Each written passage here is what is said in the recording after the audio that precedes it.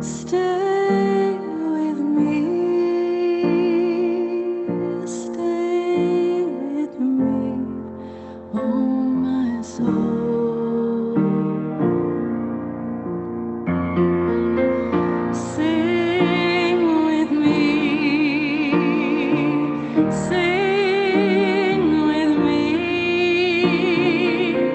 sing with me, oh my soul.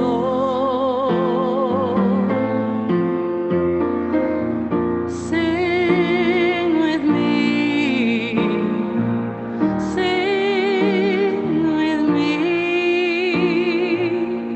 sing with me, oh my soul.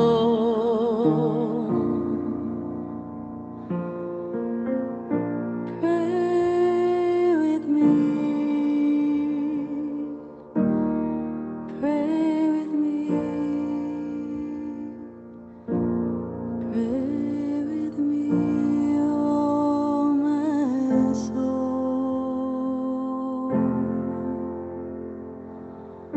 Pray with me, pray with me, pray with me, oh my soul.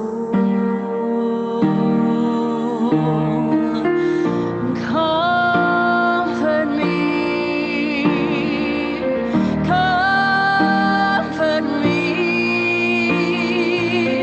comfort me, oh my soul. Comfort me, comfort me, comfort me, oh my soul.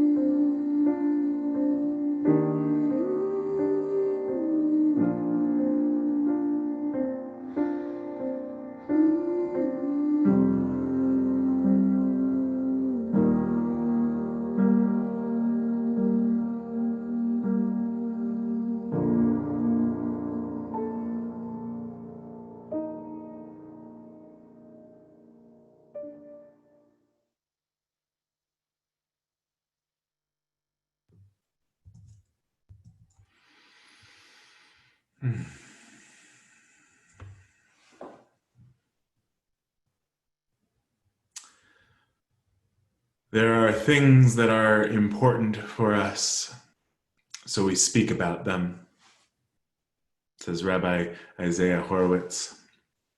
There are things very important to us. And so words flow out from us, bursting with emotion, meaning, and depth. And then there are things that shake us to the core. The core of our being does not wait for the mind's permission and for the right words. There are no words that can contain it. It breaks out in a cry, in a scream, and in silence. This, he says, this is the sound of the shofar. A crying voice. Not even of a human being, but of an animal's horn. We need the animal, not for its coarseness, but on the contrary, because we need it to express something so sublime. It cannot find words. So essential and unbounded, the mind can neither fathom it nor hold it back.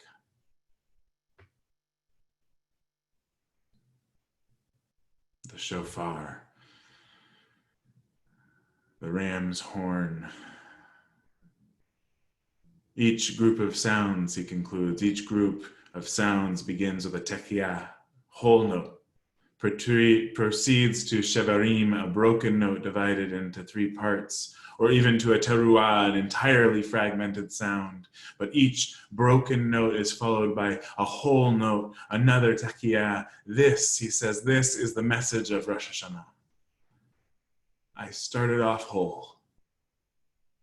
I became broken, even splintered into fragments, but I shall become whole again. I shall become whole again. My colleague, Reverend Joanna Lubkin, offering the shofar, another Jewish Unitarian Universalist minister.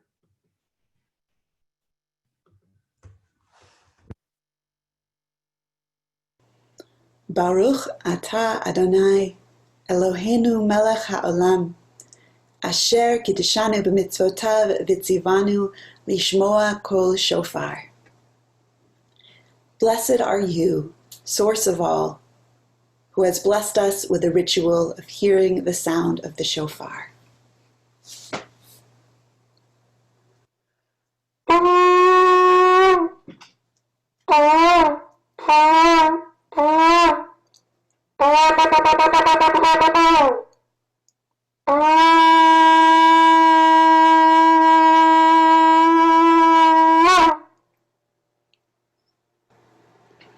Shana Tova, wishing you a sweet and healthy new year.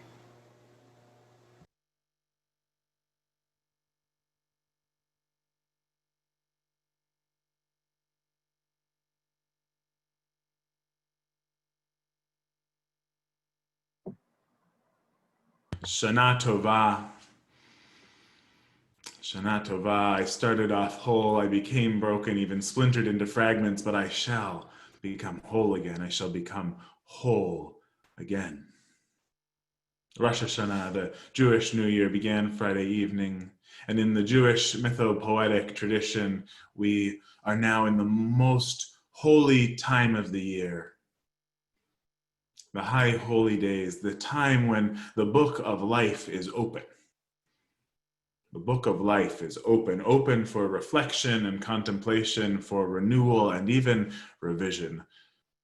For 10 days we have in this tradition the chance to come to terms with the year that has passed, to clear the air, to make peace with those we have wronged, to forgive ourselves and each other, and begin again in love, in the beautiful words of the litany we sometimes sing to one another. 10 days until the record becomes permanent. And in this holiest time of the year, Jewish tradition holds, you may have heard Nina Totenberg on NPR or others in the past couple days talk about this. Those who die on the cusp of the new year are given the honorific tzaddik. Tzaddik from the Hebrew word for justice. People who embodied justice or righteousness, because the idea is that there is this great sorting during the high holy days of who shall live and who shall die over the next year. All of this gets inscribed and then sealed in the imagined book of life and book of death. And then those who die close to the next high holy days, those were the ones who were fated to die this year, but who God held off on allowing to die until the last possible moment because their righteousness was so needed. Because their righteousness was so needed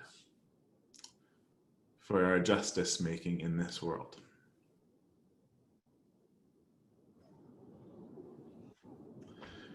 Shared this poem by Maya Angelou yesterday at our Leadership Council gathering, and I'll share it again with everyone now. When great trees fall, when great trees fall. When great trees fall, rocks on distant hills shudder. Lions hunker down in tall grasses, and even elephants lumber after safety. When great trees fall in forests, small things recoil into silence, their senses eroded beyond fear. When great souls die, the air around us becomes light, rare, sterile. We breathe briefly, our eyes briefly see with a hurtful clarity, our memory suddenly sharpened, examines, gnaws on kind words unsaid, promised walks never taken. Great souls die, and our reality, bound to them, takes leave of us. Our reality, bound to them, takes leave of us. Our souls, dependent upon their nurture, now shrink, wizened. Our minds, formed and informed by their radiance, fall away. We are not so much maddened as reduced to the unutterable ignorance of dark, cold caves. And when great souls die, after a period, peace blooms. Slowly and always irregularly. Spaces fill with a kind of soothing electric vibration. Our senses, restored, never to be the same, whisper to us, they existed. They existed. We can be. They existed. We can be. Be and be better. Be and be better, for they existed.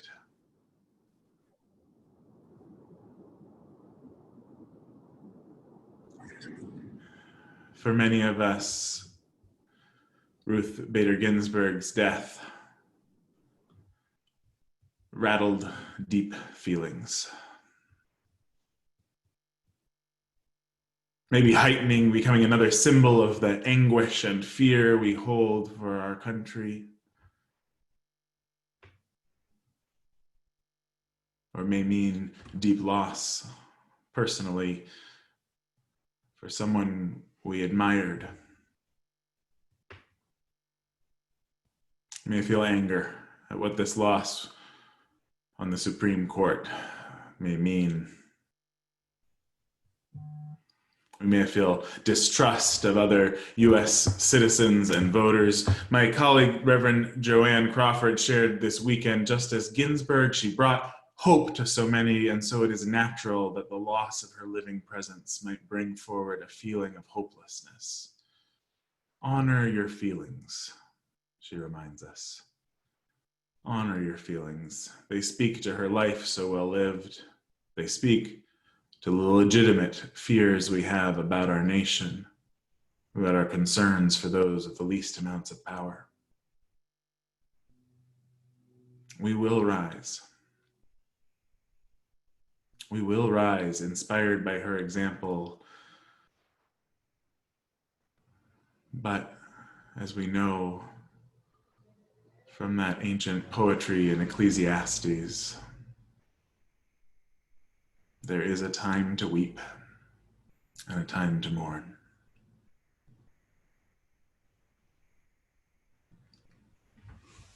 A time to weep and a time to mourn, clearing the air. I've heard it said that tears are like a shower for your insides. Challenges lie ahead. An election is at hand, and the stakes that could get no higher just got higher. Of course, there are feelings roiling in us. The waving end of the stick beckons. The waving end of the stick beckons. And our instinct is to pull away from the threat. The lizard brain activates. We want to pull away from the feelings, to focus on the battle to be won, to fight, or ignore it all, to flee, freeze. But the truth is, The way through is moving toward the threat, moving toward the uncomfortable feelings. This is no easy path. It's the path of the spiritual warrior, the path that Ginsburg herself walked each time she spoke uncomfortable truths in the halls of power.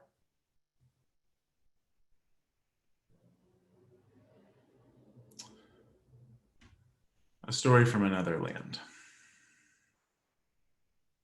Consider the following scenario, writes Melvin Ingleby, a journalist in Istanbul.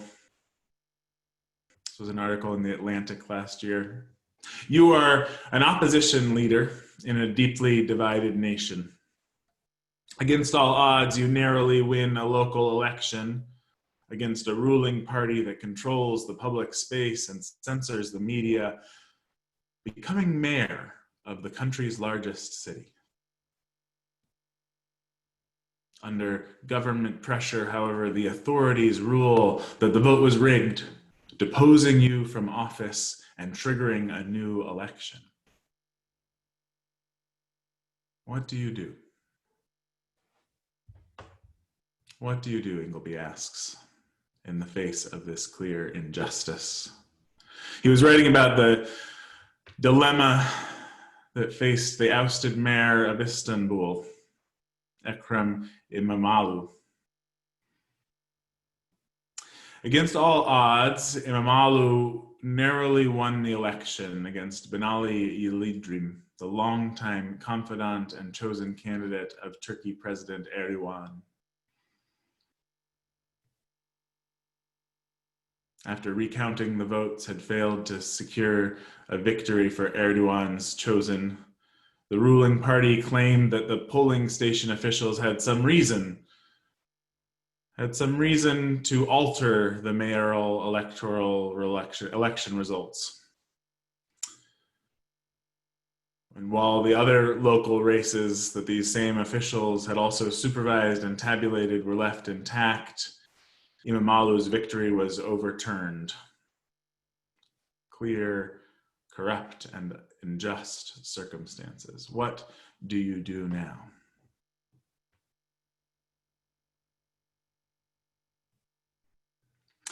The city waited in fear that İmamoğlu's furious supporters would respond with street protests, with violence. But on the night that İmamoğlu was deposed from office, this is what he said. He said, they will want conflict from us. They will want to hear harsh words from us. But we, the people who do not want this nation to fight, who want this nation to embrace, we will insist upon embracing each other. Instead of keeping the hostility and polarization alive, he told his supporters, find a neighbor who doesn't think like you and just give them a hug. Move towards the threat.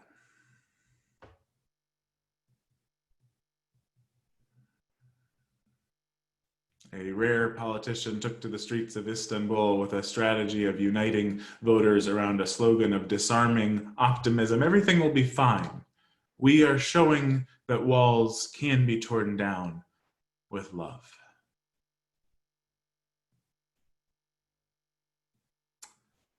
It makes me think of those photos of Ruth Bader Ginsburg and Antonin Scalia enjoying the opera together, sharing a profound, improbable, mysterious friendship across the most divisive ideological lines. Somehow finding a way to clear the air after viciously tearing into one another in dissent after dissent, in opinion after opinion, clearing the air. It's the only way we can write an authentic, creative, original new chapter in the book of life, moving toward the pain, toward the threat. And sometimes that movement is only internal, moving towards the discomfort in our guts, in our heart. And sometimes that movement looks like speaking challenging truths, the way Ginsberg did. I can only imagine the discomfort that she must have had to move into over and over again as she argued the truth decade after decade and upended centuries of patriarchy and misogyny enshrined in law.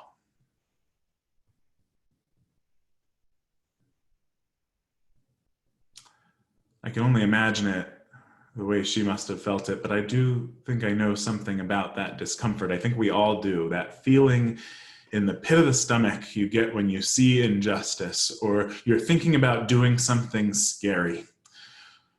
Something you know is right, but it scares the heck out of you. Or you're holding on to something, anything, and you know it needs to be cleared. It needs to be moved through.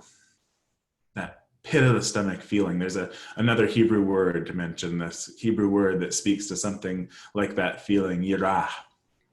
And it's a difficult word, I understand, to translate. Rabbi Lisa Goldstein says it lives in the intersection between awe and fear. Something like holy dread. You know that feeling of holy dread? Have you felt any holy dread lately? Yirah, Rabbi Goldstein says, invites us to take in how small and out of control we actually are. On the pleasant side of Yirah, it's the starry night grandness, or the vast desert where we stop and gawk, feeling our own insignificance. But also how amazing it is that we can sense into this hugeness ever so often. And then on the less pleasant side of Yirah, we recognize how fragile and vulnerable we are. How little we can do. How little we can do to protect ourselves and our loved ones. Yirah, she says, can be terror. But the invitation of the high holy days is to move toward this pit of the stomach dread. Move into it so that we may find ourselves in the scary place, still held in love.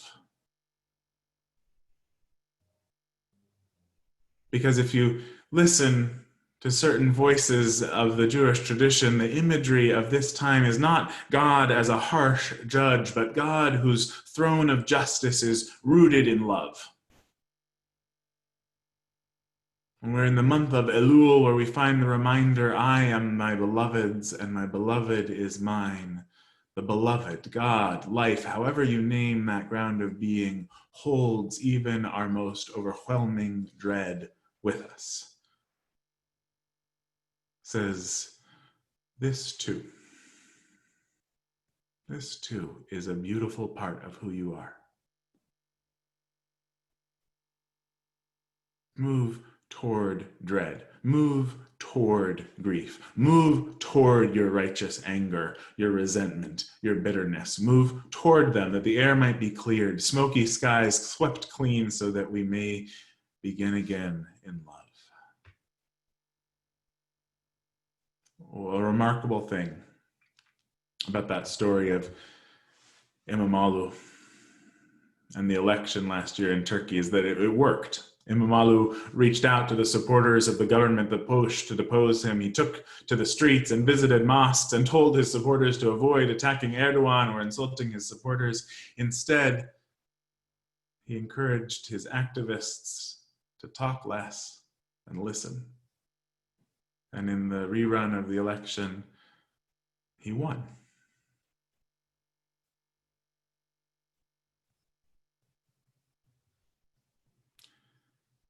The winning campaign strategy came from a 50-page pamphlet called The Book of Radical Love by Atis Ilyas Basoy.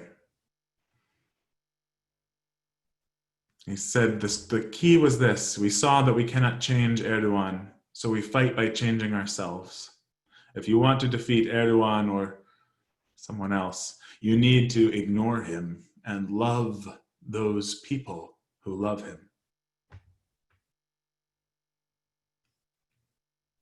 I started off whole, I became broken, even splintered into fragments, but I shall become whole again. I shall become whole again. Let's sink them all like stones in the pool of this gift of silence. Let's drop them like hot rocks into the cool silence.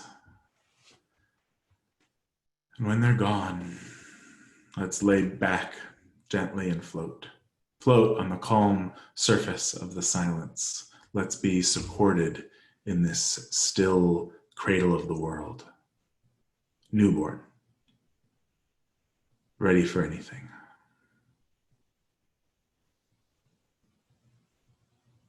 Shana Tova.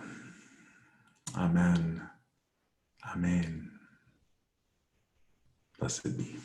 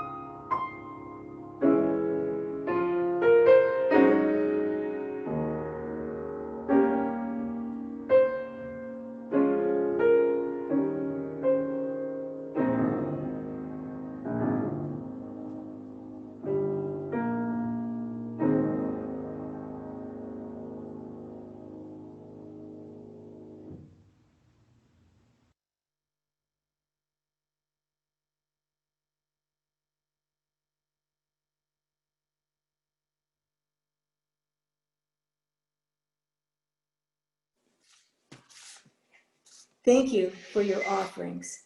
Your generosity sustains our community. There is such good spirit here.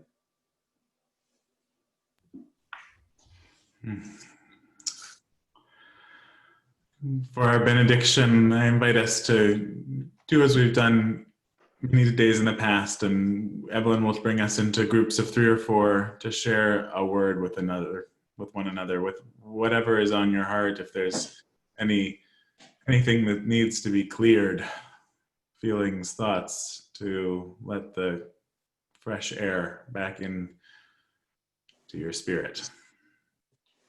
a moment of benediction with one another.